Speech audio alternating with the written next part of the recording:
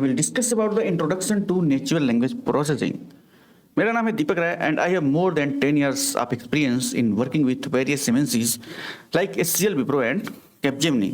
Our today agenda is we will understand the introduction to the NLP, key concept and techniques behind NLP, applications of NLP, tools and library used in NLP, and challenge and future direction about the natural language processing. Introduction to the natural language processing.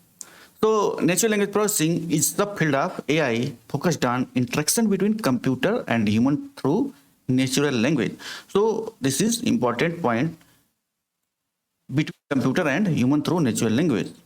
So, NLP is the field of AI focused on interaction between computers and human through natural language. Now, NLP aims to enable computers to understand, interpret, and generate human language in meaningful way. Chat GPT से कुछ question पूछते हैं, कुछ information चाहिए, या हमें text को summarise करवाना है, या हमें ईमेल लिखना है, तो हम चैट जीपीटी को जो भी हमें करवाना है उसके हिसाब से प्रॉम्प्ट देना पड़ता है. तो चैट जीपीटी हमारी लैंग्वेज को समझता है कि हम लोग क्या पूछना चाह रहे हैं और हमारी क्या रिक्वायरमेंट है. तो हम जो उसको लैंग्वेज अपनी देते हैं, इंग्लिश लैंग्वेज में अगर हम क्वेश्चन पूछते हैं तो बैकएंड में उसका टोकनाइजेशन चलता है, उसका स्टेमिंग चलती है, और भी नेचुरल लैंग्वेज के अंदर जो इम्पोर्टेंट टेक्नोलॉजी होती है उसका यूज़ करके सबसे पहले हमारी लैंग्वेज को कंप्यूटर की लैंग्वेज में कन्वर्ट करता है. फिर कंप्यूटर को बताता है या चैट जीपीटी मॉडल को बताता है कि किसी पर्सन की रिक्वायरमेंट क्या है. उसके बाद चैट जीपीटी जो हमें रिक्वायरमेंट होती है, जो हमें इन्फॉर्मेशन चाहिए होती है, उसको हमारे सामने ले आके रख देता है. हमें बस ये दिखता है कि चैट जीपीटी से हमने इंग्लिश में पूछा और चैट जीपीटी ने हमें उसका जवाब दे दिया, लेकिन बैकएंड में जो इस टेक्नोलॉजी का यूज होता है, जिस टूल का यूज होता है, वो सभी के सभी एनएलपी के अंतर्गत ही आते हैं. तो एनएलपी बहुत ही इंपॉर्टेंट फिनोमिना है आर्टिफिशियल इंटेलिजेंस के अंदर. History of NLP. अब किसी भी चीज़ को हम पढ़ रहे हैं तो सबसे पहले उसकी हिस्ट्री के बारे में जानना बहुत जरूरी है. Now NLP has involved significantly over the years from early rule-based system to advanced machine learning and deep learning models. Deep learning में दोस्तों जो कम्युनिकेशन होता है वह न्यूरल नेटवर्क फॉर्म में होता है. अगर हम न्यूरल नेटवर्क कह रहे हैं उसका मतलब वहाँ पे लेयर्स की बात करेंगे. जैसे हम लोग नेटवर्क से बात करें तो वहाँ पे ओएसआई लेयर होती है, वैसे ही अगर हम डीप लर्निंग की बात करें तो उसमें न्यूरल नेटवर्क होता है और उसमें इनपुट लेयर होती है, हिडन लेयर होती है, आउटपुट लेयर होती है. उसके अंदर न्यूरॉन्स होते हैं, उसके अंदर वेट्स होते हैं, बायसेस होते हैं. ये सभी इंफॉर्मेशन को एक लेयर से दूसरे लेयर में ट्रांसफर करते हैं. उसी तरीके से मशीन लर्निंग भी होता है. मशीन लर्निंग में हम लोग क्या करते हैं, क्लासिफिकेशन का टास्क कर सकते हैं, रिग्रेशन का टास्क कर सकते हैं. मशीन लर्निंग हमारी सुपरवाइज लर्निंग होती है, अनसुपरवाइज लर्निंग होती है, और रिइंफोर्समेंट लर्निंग होती है.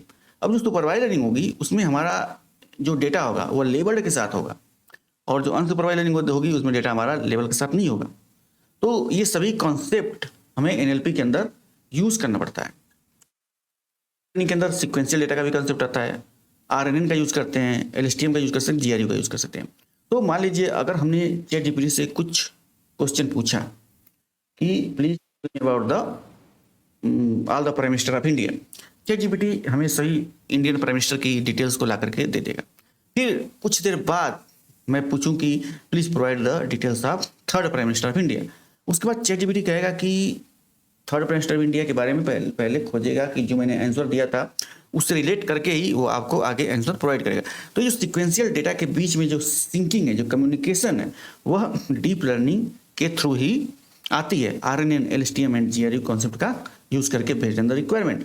तो एनएलपी अगर हम लोग पढ़ रहे हैं, एनएलपी के बारे में जान रहे हैं, सीख रहे हैं, तो हमें मशीन लर्निंग और डीप लर्निंग के अंदर जो न्यूरल नेटवर्क्स, जो क्लासिफिकेशन, रिग्रेशन या फिर न्यूरॉन्स इत्यादि का यूज होता है उसके बारे में जानना बहुत आवश्यक है. Now key milestone include the development of first chatbot in 1960. तो फर्स्ट चैटबॉट 1960 में डेवलप हुआ था, और advent of statical NLP in 1990 में हुआ था, and the rise of deep learning based NLP model in 2010. तो इस तरीके से देखिए 1960 से शुरुआत होकर 90 में थोड़ा एडवांस हुआ, फिर 2010 में थोड़ा और एडवांस हुआ. अब इस समय तो उससे ज़्यादा कहीं और एडवांस है जितना हम लोग सोच भी नहीं सकते हैं. आप chat GPT and Microsoft Copilot and Google Gemini tool का यूज़ करते ही होंगे. अगर नहीं करते हैं तो आज से उनका यूज़ करना शुरू कर दीजिए. बहुत ही सिंपल है. गूगल जेमिनी में लॉगिन करना, चैट जीपीटी में लॉगिन करना, अपने जीमेल आईडी से आप लॉगिन कर सकते हैं. ये बिल्कुल फ्री टूल है, इसका यूज़ आप कर सकते हैं. नाउ की कॉन्सेप्ट ऑफ द एनएलपी. इसमें हम लोग overview and fundamental of the NLP के बारे में बात करेंगे। तो सबसे पहला आता है टोकनाइजेशन। मैंने कहा ना कि हम लोग चैट जीपीटी से जब कोई क्वेरी करते हैं, जब कोई क्वेश्चन पूछते हैं, तो वह टोकन के माध्यम से इंटरेक्शन करता है। Now tokenization is the process of splitting text into word, phrases, symbols और other meaningful elements called token. ठीक है, क्या है ये देखिए पढ़िए। Tokenization is the process of splitting text into words, phrase, symbols और other meaningful element called token. भाई अगर चैट जीपीटी से हम लोग कुछ पूछ रहे हैं तो हम एक सेंटेंस बना करके पूछेंगे उससे। ठीक है, जैसे हमने चैट जीपीटी से पूछा कि what is the purpose of machine learning, तो इसी में आपका अलग अलग जो पार्ट्स ऑफ स्पीच हैं उनको वह पहचानेगा, उनको टोकन में कन्वर्ट करेगा, फिर जा करके अपने बैकएंड से उस इंफॉर्मेशन को मैच करेगा। जब इंफॉर्मेशन मैच होगी तो वहाँ से वह एक्सट्रैक्ट करके इंफॉर्मेशन आपके लिए ले आएगा और आप उसको अपने लिए यूज कर सकते हैं। यहाँ पे देखिए for example the sentence hello world can be tokenise into hello and world. यहाँ पे 2 टोकन है, 3 टोकन यहाँ पे hello world and explanation sign. इस तरीके से चैट जीपीटी में जो टोकनाइजेशन यूज होता है या फिर एनएलपी के अंदर जो टोकनाइजेशन यूज होता है और डिफरेंट जो वर्ड होते हैं उन्हीं को टोकन में वह कन्वर्ट करता है। ठीक है, different words, phrases and symbols and other meaningful elements called tokens. जैसे हेलो वर्ड में हेलो एक टोकन है, वर्ड एक टोकन है और जो एक्सप्लेनेशन साइन है वह एक टोकन है। तो इस तरीके से बारीक बारीक कॉन्सेप्ट होते हैं एनएलपी के अंदर। Now the second concept is stop word removal. ये क्या है स्टॉप वर्ड्स रिमूवल? ये क्या है? Stop words are common words like the, is and that are usually not meaningful for analysis. Removing stop words helps in focusing on important words. For example, in the sentence this is a simple sentence, ये sentence है this is a simple sentence, इसमें जो unnecessary word हैं या जिनका कोई meaning नहीं है हमारे एनालिसिस के लिए, उनको हम लोग हटा देंगे। ठीक है, उन्हें हम लोग हटा देंगे। तो यहाँ पे removing stop words result in the this sample sentence. यहाँ पे जो इज और ए है वह हमारा क्या है स्टॉप वर्ड है, इनका यूज हम लोग अपने एनालिसिस में नहीं करेंगे।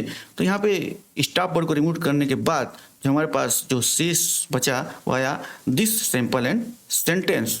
ओके, तो स्टॉप वर्ड का रिमूवल कैसे करते हैं यहाँ पे आपने इसको देखा। नाउ स्टेमिंग एंड लिमिटाइजेशन क्या होता है इसके बारे में देखते हैं। Stemming is purpose. Stemming is the process of reducing word to their base or root form, such as running को run में कर दिया हमने, jumping को jump में कर दिया, या फिर eating को eat में कर दिया। यानी कि जो भी हमारा रूट वर्ड होता है उसमें कन्वर्ट करना किसी दिए गए वर्ड को। क्या कहा है यहाँ पे? Stemming is the process of reducing words to their base or root form, such as running to run, run या ran को भी रन में हम लोग कन्वर्ट सकते हैं। मतलब अगर हमारा कोई वर्ड है जैसे रनिंग हो गया, ईटिंग हो गया, फिर गोइंग हो गया, उसका बेसिक वर्ड क्या है, वो कहाँ से शुरू हुआ है। जैसे गोइंग का जो रूट वर्ड है वो गो है, ईटिंग का जो रूट वर्ड है वो ईट है। तो यहाँ पे जिस फिनोमेना का यूज होता है उसे हम लोग स्टेमिंग कहते हैं। और दूसरा आता है lemmatization. Lemmatization also reduce words to their base form but consider the context such as better to good. ठीक है, बेटर टू गुड, जैसे गुड बेटर बेस्ट होता है तो फॉर्म है, बेटर सेकंड फॉर्म है और बेस्ट जो है थर्ड फॉर्म है। तो यहाँ पे बेटर का जो रूट वर्ड हुआ वो क्या होगा, गुड से शुरू हुआ है, गुड बेटर बेस्ट। ठीक है, इस तरीके से हम लोग और भी देख सकते हैं, और भी वर्ड का हम लोग कंपेरिजन कर सकते हैं। ठीक है, जैसे कट कट कट, इसका तीनों एक ही होता है तो उसका रूट वर्ड हमेशा कट ही होगा। जैसे रन, रैन, रन। ठीक है, तो यहाँ पे आपका जो रूट वर्ड होगा वो रन होगा।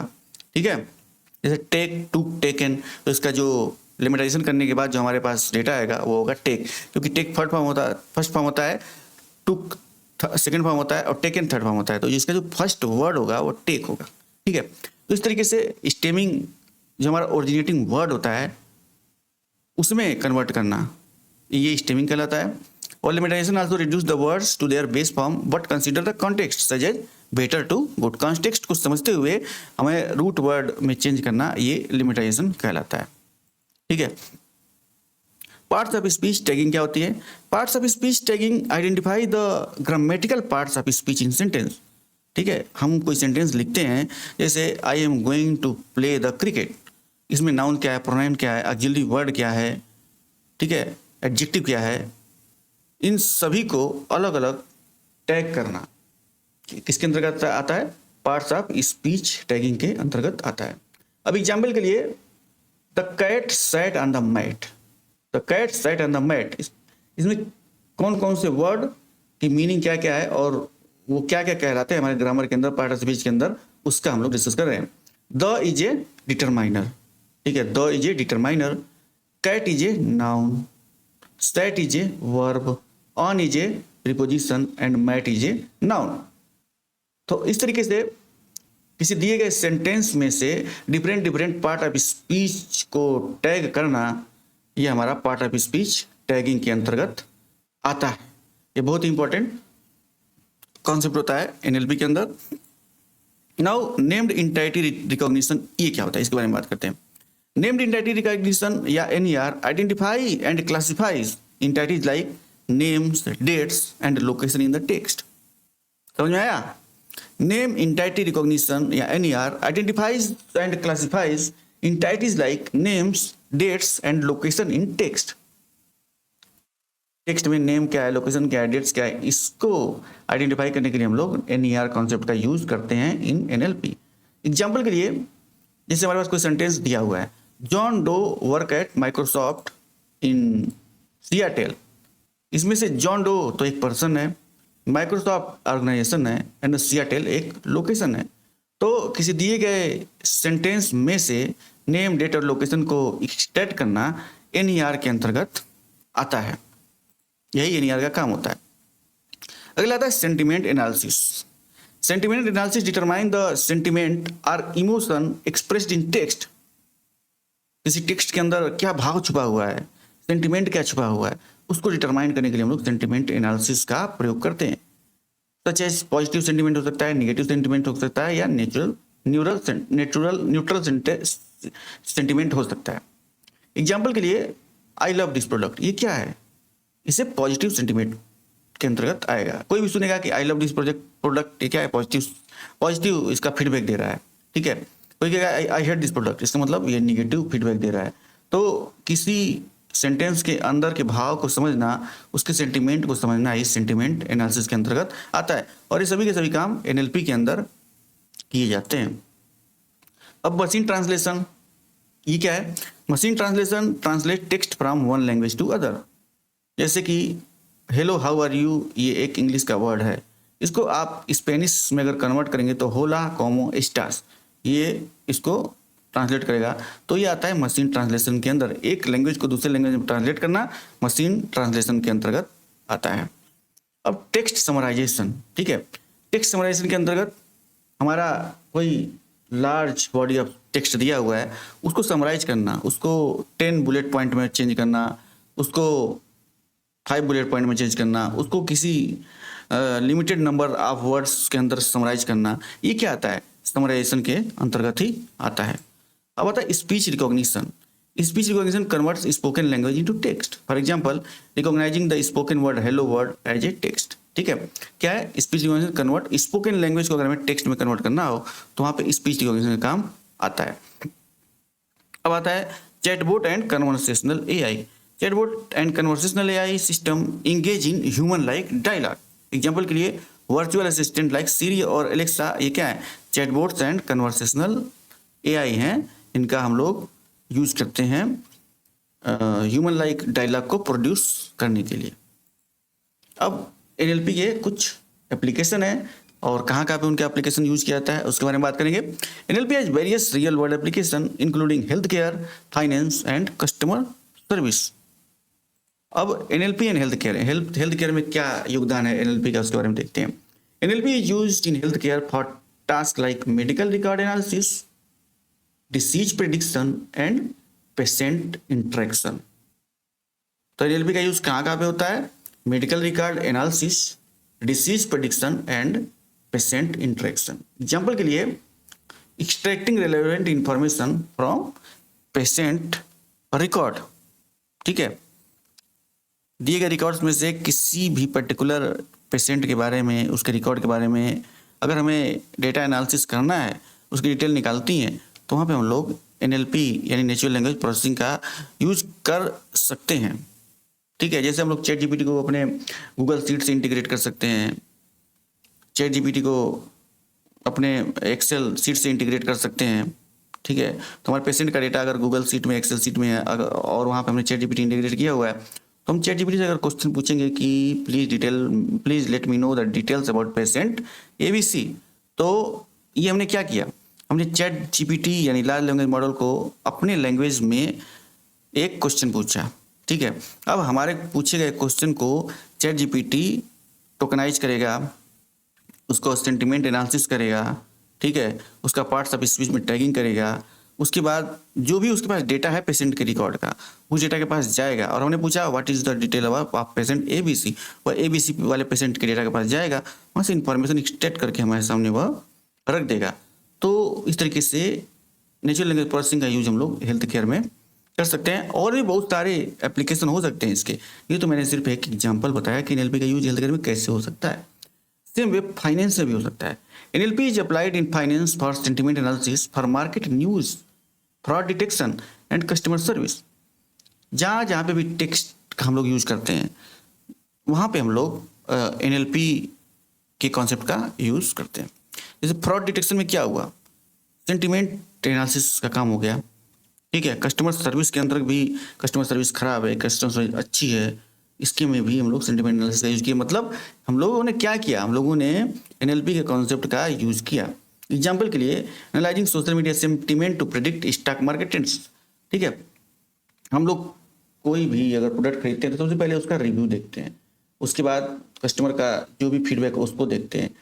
तो इसी तरीके से जो अपना NLP होता है या जो लार्ज लैंग्वेज मॉडल होता है, चैट जीपीटी के जो टूल्स होते हैं, चैट जीपीटी लाइक टूल्स होते हैं, उनका भी यूज़ करके हम लोग सेंटिमेंट एनालिसिस कर सकते हैं, यानी NLP का यूज़ कर हम लोग सेंटिमेंट एनालिसिस करवा सकते हैं। अब यहाँ पे आया NLP इन कस्टमर सर्विस, कैसे यूज कर सकते हैं इसका। NLP improves customer service by enabling chatbot and virtual assistant to handling customer query. ठीक है, आपने बहुत सारी जगह देखा होगा, आजकल चैटबॉट का ज़माना बढ़ गया है, बैंक में हो गया, फिर रेलवे में हो गया, या फिर फाइनेंशियल ऑर्गेनाइजेशन में आप जा रहे हैं, या फिर एजुकेशनल ऑर्गेनाइजेशन में जा रहे हैं, तो वहाँ पे आपने देखा होगा कि चैटबॉट का ट्रेंड बढ़ गया है। चैटबॉट से आप क्वेश्चन पूछते हैं, चैटबॉट आपका जवाब देता है। व्हाट्सएप में भी इसका यूज हो सकता है, या फिर वेबसाइट में भी यूज हो सकता है।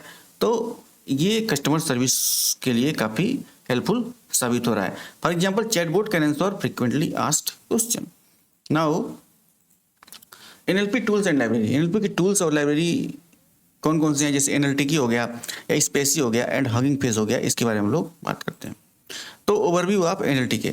The natural language tool kit is known as NLTK is powerful library for building NLP program. हमारे NLP प्रोग्राम को बनाने के लिए कौन सी पावरफुल लाइब्रेरी होती है, तो है दोस्तों NLTK। ठीक है, ये क्या करता है, it provide tool for text processing, tokenisation, parts of speech tagging and more. तो अभी जो हमने टेक्स्ट प्रोसेसिंग का पढ़ा, टोकनाइजेशन का पढ़ा, पार्ट्स ऑफ स्पीच टैगिंग का पढ़ा, ये सभी के सभी जो काम होते हैं वो कहाँ से लिए जाते हैं, किसका यूज करके किए जाते हैं, तो NLTK का यूज करके ये सभी के सभी काम किए जाते हैं, इसलिए NLTK बहुत इंपॉर्टेंट है। अभी देखिए स्पेसी, ये क्या होता है। SpaCy is open source NLP library design for different processing of large volume of text. क्या लिखा है, spaCy is an open source NLP library design for efficient processing of large volume of text. ठीक है, it offers features like tokenisation, POS tagging, NER and more. ठीक है, तो जहाँ पे लार्ज वॉल्यूम ऑफ टेक्स्ट रहेगा वहाँ पे उनकी प्रोसेसिंग के लिए हम लोग स्पेसी लाइब्रेरी का यूज कर सकते हैं। हगिंग फेस क्या होता है, hugging face is popular platform that provide pre trend models for NLP task. Hugging Face के अंदर प्री ट्रेंड मॉडल होते हैं जिसका यूज हम लोग NLP के डिफरेंट टाइप ऑफ टास्क के लिए कर सकते हैं। It include the transformer library which offers models for task like text classification, translation and summarization. तो NLP मॉडल्स, अरे हगिंग फेस के पास ऑलरेडी प्री ट्रेंड मॉडल होते हैं which can do our NLP task. ठीक है, अब देखते हैं NLP के अंदर चैलेंज क्या हो सकते हैं। So common challenge in NLP include ambiguity, context understanding, and handling of diverse language and dialects. Example के लिए understanding the meaning of bank in different context, जैसे कि बैंक फाइनेंशियल इंस्टीट्यूशन भी हो सकता है और बैंक नदी का किनारा भी हो सकता है। तो यहाँ पे चैलेंज आ जाता है चैट जीपीटी या लार्ज लैंग्वेज मॉडल को उसका मीनिंग समझने के लिए। तो यहाँ पे कुछ चैलेंजेज हैं एनएलपी के लिए। क्या है? Common challenge in NLP include ambiguity, context understanding and handling the diverse language in dialects. अब ये अगला क्या है? Ambiguity arised when a word और सेंटेंस हैज मल्टीपल मीनिंग, जैसे कि I saw a man on A hill with telescope can be interpreted in different way. यहाँ पे देखिए, I saw a man on A hill with A telescope, यानी कि मैंने एक आदमी को देखा, मैंने हिल पे एक आदमी को देखा जिसके पास एक टेलीस्कोप था। या फिर इसका मीनिंग ये भी हो सकता है मैंने एक आदमी को देखा, ठीक है, ऑन हिल विथ, मतलब उस हिल पे ऑलरेडी टेलीस्कोप लगा हुआ था, ठीक है, यानी कि hill is already enabled with telescope. एक तो मीनिंग ये हो गया, और दूसरा मीनिंग ये हो गया कि आदमी के पास टेलीस्कोप था। तो यहाँ पे आपकी दो टाइप की मीनिंग हो गई। तो यहाँ पे एम्बिग्यूटी आ गई एक सिंगल सेंटेंस के अंदर है, ठीक है, यहाँ पे मल्टीपल मीनिंग आ गया, ठीक है ना। तो ये एक चैलेंज होता है। तीसरा होता है context understanding in NLP. Context understanding involves interpreting text based on the surrounding word and sentences. For example, the word bark means different things in the dark barks and the tree has rough bark. यहाँ पे bark word के दोनों context में अलग अलग meaning है। अब handling diverse language, इसके अंतर्गत handling diverse language and dialects requires robust model that can generalize across different language structure. For example, translating idiomatic expression accurately. Future direction in NLP. Future direction in NLP include improving model accuracy, developing better context-aware models, and expanding capability for low-resource languages. Example के लिए, creating models that can understand and generate contextually relevant responses. Now, ethical consideration in NLP क्या है? Ethical consideration in NLP involve ensuring data privacy, avoiding biases and creating transparent models. Example के लिए, avoiding gender or racial biases in language model. Conclusion में आते हैं हम लोगों ने डिफरेंट टाइप्स के एनएलपी के अंदर जो लाइब्रेरी यूज होती हैं उनके बारे में बात की। एनएलपी के अंदर जो बेसिक कॉन्सेप्ट यूज होते हैं उनके बारे में बात की हम लोगों ने, और एप्लीकेशन क्या क्या है एनएलपी उनके बारे में बात किया, की कॉन्सेप्ट ऑफ टेक्निक के बारे में बात किया, और हमने चैलेंज एंड फ्यूचर्स डायरेक्शन के बारे में बात की। तो ये था एक basic overview about the NLP. अगर हम लोग डीप में जाएंगे तो इसके हर एक कॉन्सेप्ट को बिल्कुल अलग अलग से पढ़ना पड़ेगा, उसको भी हम लोग एक एक लेक्चर करके आगे बात करते रहेंगे। ये तो हमने एक इसका ओवरव्यू देने के लिए सिर्फ एक ये लेक्चर बना दिया था। तो दोस्तों, ये रहा एनएलपी के बारे में कुछ इन्फॉर्मेशन, बेसिक इन्फॉर्मेशन। उम्मीद करता हूँ दोस्तों आपको ये वीडियो पसंद आया होगा। दोस्तों, इस चैनल को लाइक करें और वीडियो को लाइक करें और चैनल को सब्सक्राइब करें और ज़्यादा से ज़्यादा लोगों में शेयर करें दोस्तों। Till then, keep exploring and keep learning machine learning and